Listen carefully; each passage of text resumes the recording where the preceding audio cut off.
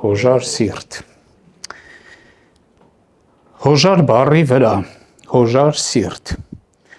Աստվածաշնչից մի քիչ օրինակներ եմ բերելու, ճանապարհ ունենք իրար հետ անցնելու։ Պատրաստ եք։ Գնացինք առաջ։ Նախ սկզբի համար հոժար բառի բացատրությունը բառանից դուրս եմ գրել, որ կուզեմ կարդամ դուք էլ լսել։ Պատրաստակամ, իր կամքով մի բան անող, ոչ հարկադրաբար, հաճ ու հավան։ Սիրտ բառն էլ ըստ Վիկիպեդիայի մկանային օրգան է, որը արյունատար անոթներ է մղում արյունը։ Մի խոսքով կարևոր օրգան մարդու մարմնում։ Աստվածաշնչում ոչ միտեղ չեմ հանդիպել, համենայն դեպս ինչքան որ կարդացել եմ, ոչ միտեղ չեմ հանդիպել հոժար ոտք, հոժար ձեռք, հոժար մարմին, բայց հոժար սիրտ հանդիպել եմ տեղեր։ Առաջինը, որ ուզում եմ պատմել, մի պատմությունը Աստվածաշնչից վերցրած, դա հռութի մասին է։ Հռութի հոժար սրտի մասին։ Որպեսզի չկարդամ պատմությունը ամբողջությամբ, ներկայացնեմ ինչ է տեղի ունենում։ Իսրայելում այն դատավորների ժամանակ, երբ որ դատավորներն էին կառավարում, մի մարդ, եթե չեմ սխալվում, Ելիմելեք անունով։ Ելիմելեք անունով մի մարդ իր կնոջ Նոեմիի հետ այդ տարիներում, երբ որ սով է լինում այդ Իսրայելում, վերցնում է Բեթլեհեմ քաղաքում են իրանք ապրելուց լինում, վերցնում է իր կնոջը, երկու տղաներին եւ գնում է Մովաբացիների երկիրը։ Ինչի համար? Հաց հայթայթելու, սովից չմեռնելու համար։ Գնում են այնտեղ, որոշ ժամանակ հետո Ելիմելեքը մահանում է, ամուսինը մահանում է։ Դե Նոեմին մնում է երկու տղաների հետ, տղաներին ամուսնացնում է։ Ամուսնացնում է տղաներին, էլի մի ինչ որ ժամանակ էլ երբ որ անցնում է, երկու տղան էլ են մահանում։ Չգիտեմ գրված չի ինչի համար, բայց մահանում է։ Նոեմին մնում է իր երկու հարսների հետ, երկուսն է Մովաբացիներ են լինում։ Մեկի անունը Որփա է լինում, մեկինը Հռութ։ Որփան, երբ որ արդեն Բեթլեհեմում այնպես է լինում, որ հաց է հայտնվում, այստեղ Աստվածաշնչում մի լավ տեղ գրած է, ես ուզում եմ կարդալ։ Ասում է Նոեմին լսելով, որ Բեթլեհեմում հաց է հայտնվել, գրած է, Տերը իր ժողովրդին այցելություն արեց նրանց հաց տալով։ Այո, Տերը այցելություն է անում, հաց է հայտնվում արդեն Բեթլեհեմում, եւ Նոեմին իր երեխաներին վերցնում, իր հարսներին հավաքում է մոտը եւ ասում է. հարսներ ջան, դուք ջահել եք։ Գնացեք, մնացեք ձեր հորանց տուն գնացեք, ես էլ գնում եմ իմ երկիրը։ Դե հարսները այն Որփան, որ կար, հրաժեշտ է տալի սկեսրոջը ու գնում է։ Հռութը մնում է, ուզում եմ այդ տողերը Աստվածաշնչից կարդամ։ Ուրեմն դա գրված է Հռութի առաջի գլխի 16-ից 18-ում։ Թե ինչ պատասխան է տալիս իր սկեսուրին 16-18։ Եվ Հռութը ասեց. Ինձ մի ստիպիր, որ քեզ թողեմ եւ քեզանից ետ դառնամ, որովհետեւ ուր որ գնաս գնալու եմ,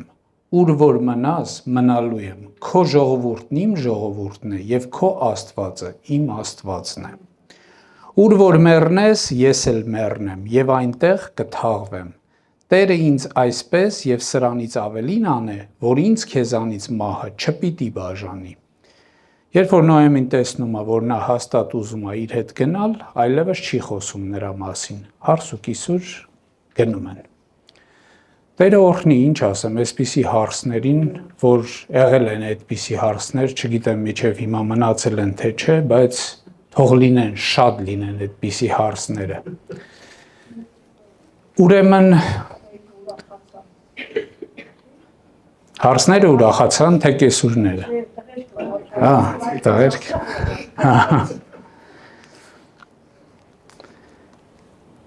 Գնացինք առաջ, տեսնենք ուր հասանք։ Հռութի մասին, հռութը իմիջայլոց ասեմ, որ այն կերպարներ, այսենց Դավիթ թագավորի պապիկի Դավիթ թագավորի տատիկներ։ Էսի ինչի համար եմ ասում էսի ով էր Հռութը։ Հռութը այն մարդն էր, որ երբեմն մարդիկ կան 5 կտակարանը առանձնացնում են նոր կտակարանից։ Բայց ասեմ, որ երբեք պետք չի առանձնացնել։ Այն բանում գրված է երկրորդ Տիմոթեոս 3:16-ում գրված է, որ ամեն գիրք Աստվածաշունչ է, օգտակար սովորեցնելու, ուղղելու եւ ուզում եմ ասել, որ հինն էլ նորն էլ նույն գիրքն է։ Եվ էդի այն Հռութն է, որ իր սերնդով եկավ, հասավ, Հիսուսը ծնվեց այդ սերունդից, այդ Հռութից։ Եթե հետաքրքիր է, կարող կարդաք Մատթեոս ավետարանի ազգաբանության մասին։ Բոոսը ծնեց Օվբեդին, Օվբեդը ծնեց Հեսեին, Հեսեն ծնեց Դավիթին։ Իսկ Բոոսը ծնեց Օվբեդին Հռութից, ասենց ասեմ։ Անցանք առաջ, Հռութի պատասխանը՝ մի ստիպիր։ Հիշում ենք, չէ՞, հոժար բառի բացատրության մեջ, որ ստիպողաբար չէր, հոժար սրտով էր։ Այո, նա հոժարվեց իր կիսուրի հետ մնալ։ Այդ առաջի կերպարն էր, որ ասեցի։ Գնում ենք, ինչպես ճանապարհորդություն, դե 5 կտակարանից գանք մի քիչ էլ նոր կտակարան։ Պետք է կարդամ Մարկոս ավետարան 14-րդ գլխի 3-ից 9։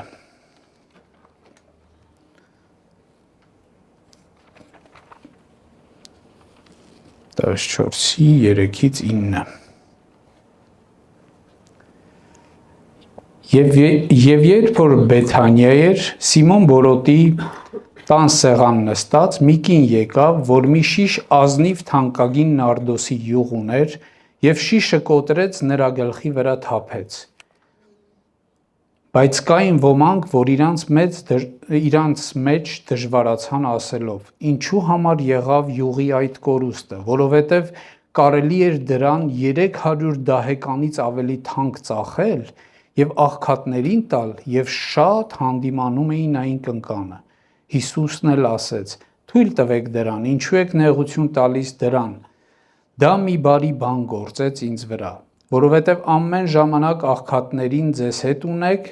եւ երբ որ կամենաք կարող եք նրանց բարի անել, բայց ինձ ամեն ժամանակ ձեզ հետ չունեք։ Դա ինչ որ ուներ արավ, առաջուց իր մարմինն նոծեց թաղման համար։ Ճշմարիտ ասում եմ ձեզ, ուր որ այս ավետարանը քարոզվի, բոլոր աշխարհի մեջ դրա հիշատակի համար էլ կխոսվի, որ դա արավ։ Հենց այս վերջինը ասեմ, ճշմարիտ ասում եմ ձեզ, որ այս ավետարանը քարոզվի, բոլոր աշխարհի մեջ դրա հիշատակի համար էլ կխոսվի։ Իրականում ավետարանը քարոզվեց 4 ավետարանիչների միջոցով, Մատթեոս, Մարկոս, Ղուկաս եւ Հովհաննես 4-ի մեջ էլ գրված է այս մասին, այս գործողության մասին։ Դե այս գործողության հիմքը ես վերցրել եմ էլի ինչ վերնագրից։ Հոժար սրտով արեց այդ կինը։ Այդ կինը Հովհաննես ավետարանիչը իր մոտ գրում է, որ իր անունը Մարիամ էր, Մարիամ Մագդաղենացին էր։ Բայց ինչ արեց, ոչ մեկ իրան չստիպեց, ժողովուրդ ջան։ Ինքը վերցրեց, այդ շիշը բերեց, ջարդեց եւ լցրեց, օծեց Տիրոջը, այդտենց ասեմ։ Իր մեղքերի համար էր, հասկանալի է, բայց ինքը ինչ որ բան արեց, զոհեց դա։ Եվ իմիջայլոց զոհեց ու քիչ չզոհեց։ Գիտեք, երբ որ ես մտածեցի, թե ինչ գումար էր դա, 300 դահեկանից ավել ասում, կարար ծախվեր դա։ 300 դահեկանը, եթե կհիշեք, առակ կար, այն որ այգեպանը մշակներ է տանում, օրվա տարբեր ժամերին տանում է, բայց ամեն մեկին վճարում է 1 դահեկան։ Այսինքն, եթե մենք այսպես հաշվում ենք, 1 դահեկանը մի օրվա աշխատավարձ էր։ Իսկ ինքը 300 դահեկանի արժողությամբ յուղ արեց։ 300 դահեկանը, երբ որ հաշվեցի, ուղիղ 10 ամիս արեք։ Մի հատ ամեն մեկը ձեր կալկուլյացիան միացրեք եւ տեսեք, ձեր 10 ամսվա աշխատավարձը, որ Հիսուսին զոհեք, ինչ կլինի։ Թող Տերը այդպիսի սրտերին բարձահատույց լինի եւ լինում էլ է։ Այո, երկրորդ հոժար սիրտը ինքն էր, որ ես էի վերցրել։ Երրորդ պատմությունը կարդում եմ Ղուկաս ավետարան 23-րդ գլուխ 23-ի 50-ից 53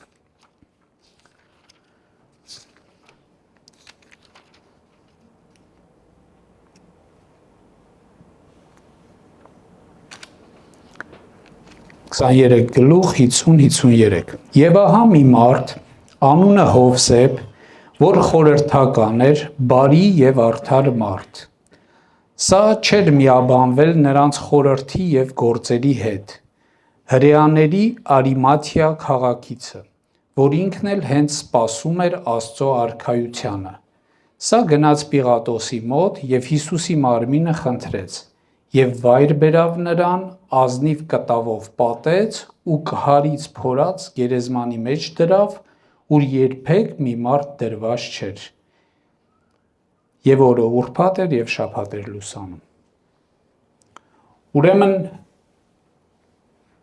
Արիամաթացի Հովսեփ, մի մարդ, էլի ավետարանների մեջ տարբեր գրած է, միտեղ գրած է, որ Հիսուսի աշակերտ էր նա, այսինքն սովորում էր Հիսուսից, արդար էր, հարուստ էր, մի ուրիշ տեղ էլ գրած է, հարուստ մարդ էր, բայց սենց մի հատ ուշադրություն դարձրեցի սրան եւ հասկացա, որ այդ ժամանակ քիչ հարուստ մարդիկ կային, շատ կային, բայց միակ մարդը, որ արեց, Արիամաթացի Հովսեփն էր, որ գնաց, խնդրեց, Հիսուսի մարմինը վերցրեց եւ էլի նորից հոժար սրտով։ Իրան ոչ մեկ չէր հարկադրել, որ դա աներ ինքը։ Հոժար սրտով որոշեց, որ անի։ Այս սրտի համար էր շնորհակալություն։ Այս երրորդ օրինակն էր։ Չորրորդ օրինակը, որ պիտի բերեմ, դա արդեն ընդհանրապես չեմ գրել դրա մասին, դա հոժարության մեր գագաթնակետն է, որ մենք գիտենք Աստվածաշնչից, եւ որի անունն է Հիսուս Քրիստոս։ Եվ դա այն Հիսուսն է, որ բժշկում է մեր հիվանդությունները, եւ դա այն Հիսուսն է, որ ամոքում է մեր ցավերը, եւ դա այն Հիսուսն է, որ խոնարհներին բարձրացնում է, եւ դա այն Հիսուսն է, որ տկարներին զորացնում է, եւ դա այն Հիսուսն է, որ ամեն ինչ է մեր համար, եւ նա իր հոժարությամբ եկավ աշխարհ, իր հոժարությամբ եկավ մեր մեղքերի համար, նա մեղավորներին արդարացնող Տեր է։ Այո, ամեն ու ամեն։ Այդ Հիսուսի մասին ես շատ բան չեմ գրել ու շատ բան չեմ ասում հիմա, որովհետև այսպես եմ գիտակցում, որ յուրաքանչյուր հոգևորի սրտի մեջ պետք է այդ գրված լինի։ Դրված լինի, որ այդ Հիսուսը իր հոժար սրտով է եկել, իր հոժար սրտով է արել մեր համար ամեն բան։ Փառք նրան, հավիտյանս հավիտենից։ Անցանք առաջ։ Էլ արդեն թվերս վերջացավ, չորրորդ, որովհետև հիմի բաժինս է վերջանում, մի փոքր էլ ուզում եմ խոսել այն մարդկանց մասին, որ անում են, բայց ոչ հոժար սրտով։ Այսպիսի մի բան կասեմ, այդպիսի արարքներ էլ կա, գործողություններ էլ կա, որ Տիրոջ համար ընդունելի են։ Օրինակ եմ վերցրել Մատթեոս ավետարան 21-րդ գլուխ 28-30 խոսքերը։ Հիմա կարդամ նոր մեկնաբանը։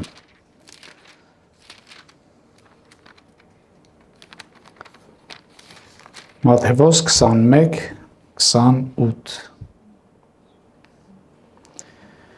Բայց ինչպես է երևում ձեզ, Հիսուսն է ասում, մի մարդ երկու որդի ուներ, և եկավ առաջինին ասեց, որդի, գնա այսօր իմ այգումը բան արա,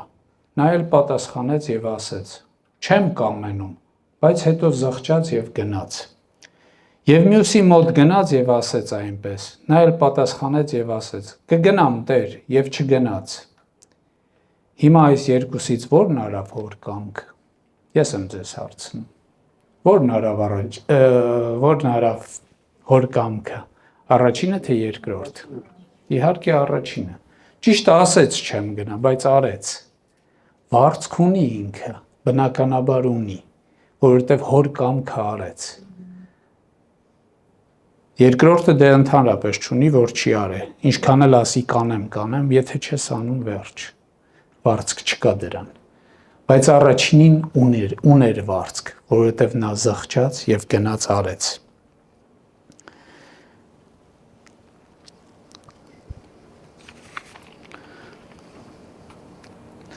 Երբեմն ունենց ալնում եղբայրական հավաքույթներ ենք ունենում, այնքան հաճելի է, որ աղբերները հերթով մեկը մեկից առաջ ընկնելով, այսենց ասեմ, ձայնայիններով ասում են, մեկն ասում է, ես միսը կառնեմ, այն մեկն ասում է, ես ջրեղենը կբերեմ, այն մեկն ասում է, ես կտանեմ, կբերեմ, այն մեկն ասում է, ես խորովածը կանեմ, հոժար սրտով անում են, էդի այնքան լավ է նայվում, երբ որ ասենց տեսնում ես, թե մարդիկ ոնց են ոգևորված, հոժարությամբ, ոնց որ պատրաստ են դրան, էլի ոչ մեկին չի հարկադրում։ Մի հատ օրինակ էլ ասեմ, և Լևոն աղբերը ասենք ինձ ասում է, կիրակնօրյա խոսքի ծառայությունը քոնն է։ Ես համաձայնում ու անում եմ դա, վարձք ունեմ, իհարկե ունեմ, համաձայնվում եմ ես դրան, անում եմ, ունեմ, բայց ինչքան առավել վարձք ունենամ ես, երբ որ գնամ ասեմ, Լևոն աղբեր ջան, Տերը սրտիս խոսք է դրել, թող քո ժողովրդի հետ կիսվեմ էլի ես, քո տիրոջ ժողովրդի հետ ես կիսվեմ, իմ ու ասելիքը, այդ ավելի առավել է վարձքը, որովհետև ավելի շատ հոժարություն կա դրա մեջ։ Մի հատ պատմություն հիշեցի, այս տարվա թարմ պատմություն է, մեր երևի կհիշեք իմ Էրիկի մազերը մի պահ սենց լավ երկար էր, դե սենց ամեն անգամ թե ես, թե Արփինեն ասում ենք այդ տղա գնա մազերդ կտրի, ամոթ է, այդ ինչ է, գնա մազերդ կտրի, ասում էր հա ու չէր կտրում, ու սենց դե գնալով որ չես կտրում ավելի է երկարում, չէ բնական է, ու սենց ավելի շատ էր վրես ազդում այդ իրավիճակը, սենց մտնում էի տուն, ասում էի, այդ այս հլը մազերդ չես կտրե, չէ չեմ կտրե, վերջը մի օր եկա, ու ամեն իրիկուն այդ հարցը տալիս է իրան, ասում էի մի օր սենց ազդվի, վերջը գնա կտրի էլի, ամեն իրիկուն այդ հարցը տալիս է իրան, ամեն իրիկուն տալիս էի, մի օր մտա տեսա մազերը կարճ կտրած, այս կողքերն է խուզած, բան, ասի ջան, այս մազերդ կտրել ես, ոնց որ ես էլ չհավատայի իմ տեսածին, ասեց, չէ, բան չասեց, գլխովը սենց արեց, բայց մռայլ դեմքով, որովհետև իրան դուր չէր եկե, ասեցի լավ է, չէ, դուրդ գալիս է, ասեց, կարևորը ձեր դուրը գալիս է, և այո, իրականում մի հատ սենց հետաքրքիր օրինակ էր էդի, որ բերեկն ենց անենք, կարևորը տիրոջ դուրը գա, ինչքան էլ մեր դուրը չգա մի բան անելու, բայց կարևորը տիրոջ դուրը գա, էլի, փառք մեր տիրոջ սրա համար էլ, դենամ էլ ինչ եմ մնաց է գրած ունեմ,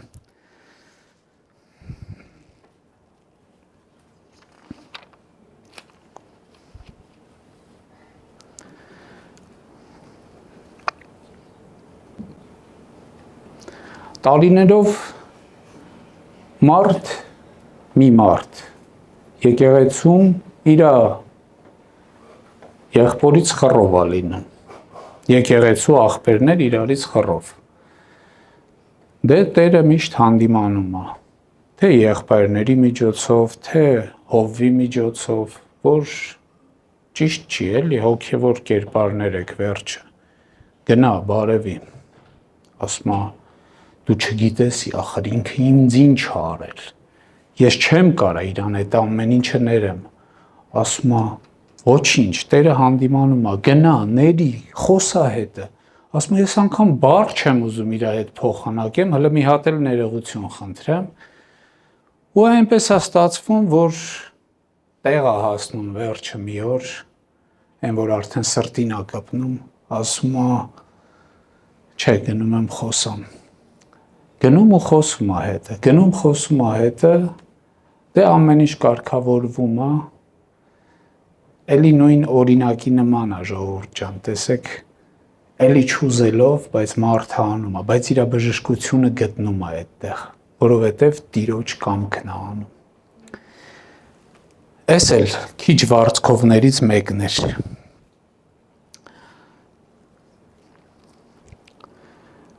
Սիրելի քույրեր եւ եղբայրներ ջան,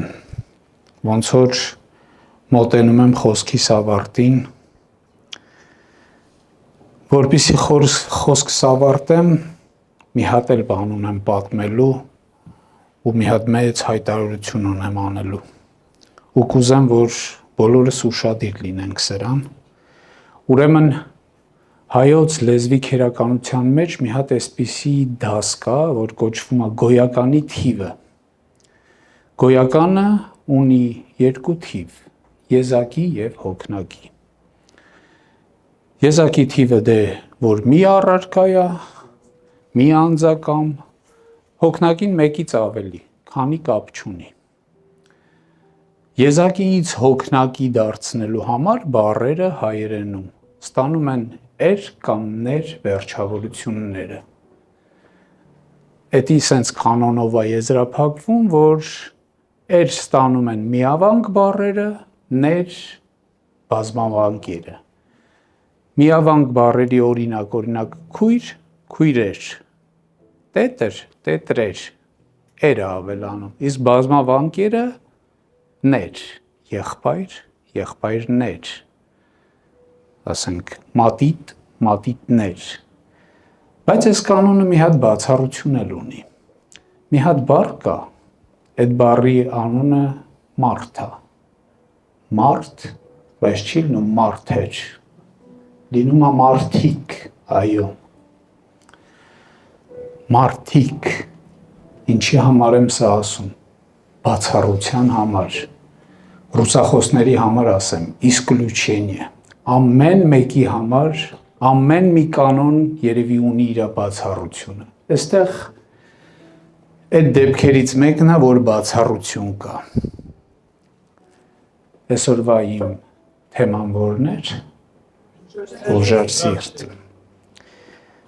այս էլ մի բացառություն ունի, կուզենամ, որ ուշադիր լինեք ու հասկանանք, թե խի այսքանը ասեցի, հայոց լեզվի օրինակ եմ բերում։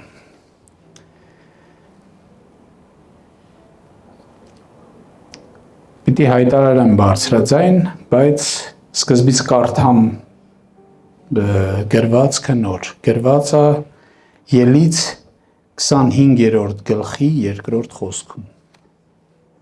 ասում է, խոսիր Իսրայելի որդիների հետ, որ ինձ ընծա բերեն, ամեն մարդից, որ սիրտը հոժար է, առեք իմ ընծան, կրկնում եմ, ամեն մարդից, որ սիրտը հոժար է, բերեք իմ ընծան, այս խոսքի հիման վրա բերում եմ ու բարձրաձայնում եմ իմ հայտարարությունը, եթե սիրտդ հոժար չի, ընծատալու, կամ են արկղի մեջ ինչ-որ բան գցելու, հիմիկվանից ու շատ բարձր ասում եմ, երբեք ընծամի տուր այդ դեպքում, որովհետև Տիրոջ համար ընդունելի չի դա, եթե ես ընդունեմ էլ ես հաշվեմ վերջում, բայց Տիրոջ համար դա ընդունելի չի, ավելի լավ է ընդունված ընծաները բերեք, երբ որ հոժար ես, այդ ժամանակ բեր։ Իսկ նենց վաղ մի բեր։